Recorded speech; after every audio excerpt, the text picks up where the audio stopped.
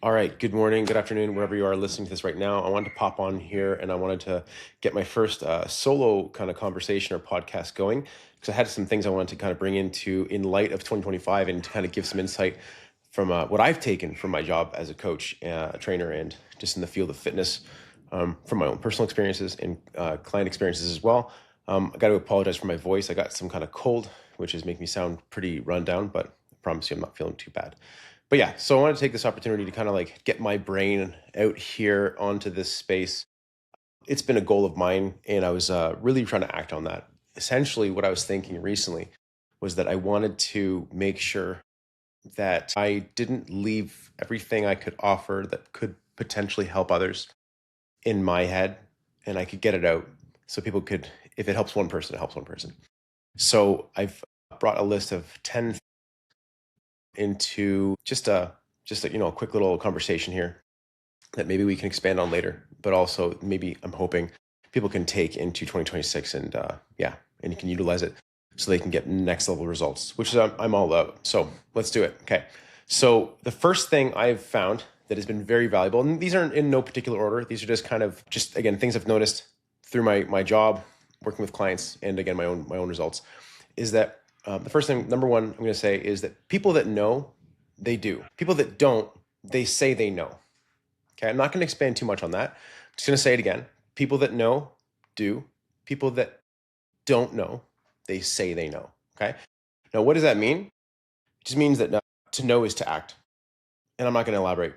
It's as simple as that. So maybe you can just reflect on these things as I'm talking to you about, okay? My goal right now, again, it's not to elaborate on these things, just kind of put them out there. Number two, gratitude is essential for long-term growth. I've seen this so much with my clients that see amazing results. And conversely, I also see that with people who do not. So gratitude is essential for long-term growth. If you don't know how good you have it, then you're bound to repeat the same mistakes. Number three, you can't want the results without simultaneously wanting the work. It's just absolutely paramount to understand that the work is the way. And that isn't supposed to come across in the way of maybe a more normalized, a modern day way of saying work. I mean work as in just this hard work, as in like doing the thing you want to do. And anything's hard work. Hard work can be going and getting groceries. It can be mowing the lawn. It can be doing this solo podcast. It could be doing a deadlift. It's just the work. It doesn't necessarily insinuate negativity. And that's what I want you to think about. But the work is the way. And so you can't want the body of an athlete without being an athlete. That's how it works. And there's a lot of that going around. I've noticed that a lot in the online space. Everybody wants a hack and they want some kind of quick route without being too cliche. They want a quick path to success without doing the thing. I've said it before, I'll say it again. You can't be Ronnie Coleman without doing what Ronnie Coleman did. Okay, number four, the level of results that you will receive will be always tied directly to how well you're able to confront yourself, reflect on your weaknesses, and commit to improvement. All that means is that your physique, especially in this regards, will be more closely tied to things like your active range of motion, your mobility, and your stability than it will be your genetics. Unless you can cross off the list by actually proving your consistency and your ability to do these things that are necessary as the foundation that you're trying to lay for later performance, especially in terms of the gym, then you have no right to say I have bad genetics or I have this thing that's preventing me from the results. It's like, no, your level of results will be always directly correlated towards your ability to reflect on your weaknesses and then committing to the improvement necessary to get better. Number five, intensity and motivation and desire will always be trumped by consistency. You cannot beat consistency. Pay attention to what you're consistent in. You're always consistent in something, okay? Are you consistently cheating yourself out of results and derailing? Or are you consistently moving forward without making conscious choices to move backward? Meaning, are you actually able to internally survey your actions long enough through documentation, whatever process you have, to actually see how long of a time frame you're consistent for? Or are you just kind of just living in the stress of the moment, being like, well, I did it really well today, I deserve results. I had an amazing Thursday, but you don't understand how hard my life is. Friday got away from me, blah, blah, blah, blah, blah. And then you're thinking that stress gives you results. I should get results based on how stressed I am. No. You get results based on how long you can keep the habit going. And people who want the work, people who love the work, they naturally do the thing. And that's why it's important to realize that you're always consistent in something, okay? You might be consistently eating bags of chips. And if you are, you're going to have the body that proves it. That's it. Okay? Just so you know, if you see my eyes moving around, I am reading a list off. I didn't want to leave this to memory because I will forget. What people need nowadays is to learn how to take imperfect action. 100%. The amount of times that I've been asked by people, I've actually even intentionally turned people to ChatGPT and to not utilize my services because they've asked for like a plan and they won't give me the information I need. And it's like, no, there's no perfect plan for you. You need to just go and, oh, I've said this expression before. I've said, go to the gym and start licking dumbbells. I don't care. Just do it. Take imperfect action. Action will yield the next necessary step. You'll discover a new problem by taking action, rather than thinking that some kind of ideal high bicep curl in this profile with this blah, blah, blah is going to give you the best results when you don't even do it. Like the amount of times that I've written a plan and I swear heaven, shined rays of light on this plan as it was finished. And it was like, oh, and I was like, this is the perfect plan. Then my client didn't do it. So was the plan needed? No, they needed action. Okay. So people need to learn how to take imperfect action rather than trying to think that there's some kind of perfect method or perfect exercise or something like that they must utilize in order to get results that they're seeking. Okay. It starts with you. It ends with you as well. Okay. Passion is a byproduct of results and commitment. Okay. So no one is passionate about something that tears down their confidence and causes them actual mental anguish. Okay. This is really important because people think that like, oh my God, you're so passionate about that. It's like, no, I worked for it and I have confidence in myself and I have a lot of self-respect because of the long hours and the long like well, not the long, but the journey I've taken in doing this thing. It's like, yeah, that's confidence. Anybody is like, that's why a lot of people are prideful in their children because they've suffered through it. And I don't mean suffer in terms of like hated it. I mean, it's like they've put long hours and they've done a lot of work in order to make this human a functioning member of the world. And that's also, that's awesome. They should take pride in that. And that's the whole thing. So it's like, if you don't have passion in something, it's not going to come if you suck.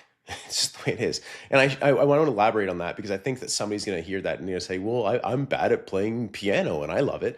I don't mean that. I mean, if it causes you to break down and cry and actually tear up, it's like, yeah, you're not going to like it. If it causes you actual mental anguish, you're going to hate it. And you need to get past that because if you can, and what you can do is you can realize that like your ability to stay the path, which, goes back to one of the earlier items from this list, your ability to stay the path and just act relentlessly, imperfectly, is going to give you that self-respect and then therefore passion, because it's this cycle that's constant with and it's tied with self-improvement. So that's what it is. Next one, victim mindset is real and rampant. Okay. If you want the thing, you'll find a way to achieve the thing. Okay. If you don't, then you'll find excuses. It's the way it works. And the victim mindset will only ever serve to drive you into a more self-deprecating state that spirals your shame out of control. The people that actually do have more on their plate, for example, like this is what people are thinking, is like, well, if people actually do have more on their plate, then it only serves to show me how shitty I really am because I can't even do this thing and people have more on their plate than me. So that's the problem with the victim mindset. It tears people down and it only ever serves to manipulate things that are coming into their mental state to validate how much a victim they are. If you tell a person they need to work harder, then the person's like, I can't. That's their vocabulary. And then you give them something and they'll tear it down. Or you tell them it's like, then you got to do this because this person's doing this. And then they're like, yeah, see how crappy I am. And it always is this mental spot, okay, where they can't get themselves out of. And it's essentially this shame spiral that they have to learn how to crawl out of. So yeah, victim mindset, watch out. The last one, sorry, my lips are really dry. Nothing is inherently good or bad. It's just your personal identification with the item in question you need to work through. If carbs were really bad, as an example, then people wouldn't see amazing success in their athletic career with them. Also, just like side note, like carbohydrates are like essential for fast twitch development and utilization and contraction. Like that's how it works, right? Recovery as well. So like if carbs were bad, like just objectively bad, then every single person in the world would have a problem with them, which is obviously not the case, right? So it's not universal. If it's bad, then it would be universal. But what you need to learn how to do is work through your own personal issues and the hold that these things, i.e. the carbs, the hold the carbs have over you. And then if you notice that this is something that you struggle with, then you're going to come out a better person having worked on it, okay? So That's my list. I have one more in there that I want to tie in. It's not really a thing I've noticed. It's more just like an observation and something I think people need to realize that is kind of just a summary of everything. But my bonus one I wrote out here was results are tied to your ability to just simply do the necessary thing. If you can take this into 2026, then this would be so valuable alone. It's not about, and this goes back to the imperfect action as well. Like, it's not about anything else. It's just doing the necessary thing. I've noticed this in business. I've noticed this in personal development. I've noticed with my kids. I've noticed with everything, is that when you do something, you inevitably open up uh, the opportunity for new problems. And I don't mean problems in a negative way. Again, I want these words to be very just open ended, but I don't mean problems in a way of like, wow, this is a problem. I didn't have this problem before. Now I have to level up or I have to succumb to the problem. That's the way it works. And every business will eventually fail by this literal this phenomenon, which is like you come across eventually a problem you can't or are unwilling to solve, and then your business fails. And most people fail there. Like they come across like what diet? They're like, I can't eat. I have bad metabolism, but they don't want to solve the problem. And meanwhile, the problem is simply they have low muscle mass. They don't move enough. And it's like, wow, look at that. And then everything is this self-deprecating state from their own out. But like if they just did the necessary thing, which is just to confront the problem and learn about it, then they get the results, right? There are many pieces of this puzzle that have to come together for you to be whole. So meaning like if you need to do the necessary thing, if we're using a physique, building a physique as an example of this, and the physique is, it's the large picture or large pie, and then the slices of the pie are things like proper programming, proper recovery, proper nutrition, proper sleep, proper stress management, proper mobility, proper exercise execution, and so forth and so forth, all the little things. It's not just one thing, which is I'm badass and I go to war every single session. It's like, no, it's not that. It's probably not that at all. But a lot of people are like, but that is what I do. I'm a badass and I go to war every session, but they don't do anything else. And then they're wondering why they have bad results. And it's like, no. So what I would suggest you do, and this is a simple exercise you can do right now, is write out those things I just said. I'm not going to repeat them. Just rewind. Write out those things I just said and put an out of 10 score, 10 being amazing, 1 being crap, out of 10 score on every single item. Okay. So again, things like your stress, things like your nutrition, things like your work, your exercise execution, things like your range of motion, all those things, write them all out, put an out of 10 score on where you are on them all individually. And then essentially just average your 10 score. That's the level of results you're going to get. Okay. That's the way it is. You can't outwork bad diet. You can't outwork bad execution. You can't outwork bad consistency. You can't outwork, et cetera, et cetera. Okay? Excuse me. Basically, what you need to learn, and this is where I find the human part of it comes in, people need to stop identifying with their problems. People identify, they and I mean that in an identity, sorry, is that they make it their identity. They say, well, I've always had bad mobility. Like they can't raise their arms over their head. And they say, well, I've never been able to, or I've always had a hurt shoulder, or I've always had a bad back. It's like, no, you didn't. You didn't come out of your mother being like, oh, my back hurts. It doesn't work like that. Like you are a product of your life and the events and all your choices. And you need to realize it's in your control to change those choices and change the events going forward. And if you really want the results, then you'll do it. And it goes back to my first one. People who want, they do, right? So what I would suggest you do is if you really think that you deserve the results, and I'll end this first podcast on this note alone. If you really think you deserve results in any field, I challenge you to show up every single day and do every single thing. And not only just do it, but document it, okay? And document the day. And then survey the absolute amount of time you've adhered to it. So meaning, is it one day and then you fall off? Is it 3 days and you fall off? Because what I find is people do a couple days and then they fall off and then they go, what am I expected to be perfect? And it's like, well, no, it's not about perfect. It's about realization that you're not perfect. So if you're not perfect, what are your strategies to deal with this thing? Because the irony here is that the people who do amazing things, they're not perfect either. No one is. So if they're not perfect, how are they getting results? And the answer is they find a way, okay? They have a strategy, they have things, they have implementation that they're able to kind of just like employ right away to get themselves moving once they come across a problem. That's the point of strategizing, right? That's what they do. They don't succumb to it. They don't identify with it. They don't say like, well, I can't do this, so there I'm going to shut off. They just go and they don't stop, okay? So that's what I'd suggest you do. Pay attention, look at your diligence, look at your adherence, look at your ability to actually do what's necessary, and show consistency. And then I promise you that you'll actually realize that once you survey this, you'll realize you're the common denominator. You're the problem. You're not as consistent with the things that you think you are, and you're not doing the work you think you're doing. Okay.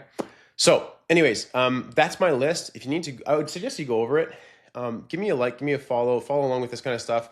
Let me know that this is providing you value. My goal with this is to get, like I said in the beginning, I want to get everything in my head out to people. I think that it could provide some value. I'm hoping it does. And my goal with this isn't to be lecturing, but my goal instead is to try to make sure that I can just provide as much value for people to go and change their lives should they want to.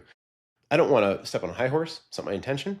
I just want to make sure that if you could, you know, be who you want to be, then I can be of aid in that. Okay, so look forward to more of these. Follow along. I don't know what these things do nowadays. I'm pretty retarded computer wise. So if you can just go on to whatever platform you're listening to this on and like, follow, subscribe so you get notifications when these come out. Because my goal is to have these come out. I'm not sure what my consistency will be yet. I'll figure it out, but I'm hoping either twice a week or once a week. And then also there's the Huge Natural podcast as well. So if you can, go and follow that one as well, and then you'll get them both. The Huge Natural podcast is more about some bros, some friends of mine, and we just rant about some things we talk about, or that I might talk about here. So you might hear some more information. But we just rant about some things that we also find are common in the fitness space that we're hoping we can kind of dive into, so we can tear down the beliefs or the mindsets that we're commonly finding are faulting people or limiting them in their progress. So anyways, yeah, that's enough for me. Hopefully I get over this cold and these lips become a little less chapped. And you guys have a great day, okay? Bye-bye.